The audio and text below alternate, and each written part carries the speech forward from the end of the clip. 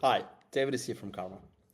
Let me walk you through the company values. So as we know, company values are very important and it's very essential to tie up every single individual recognition to a company value.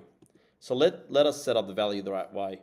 So first of all, if you arrive to the value screen, so you have a few default values, feel free to remove them all if you don't like them, but you can also get some inspirations out of our default values. So in order to add a value, so obviously click on add a value. So we have a few suggestions of the values that you can use. Like for example, if you select inspire, the best and all, you'll have a title and description, but feel free to use your own. And once you do the title and a description, you could set up that value as default. What that means, if we will look at the recognition, if no value is selected, we'll select one as a default. And that's how you can add the value.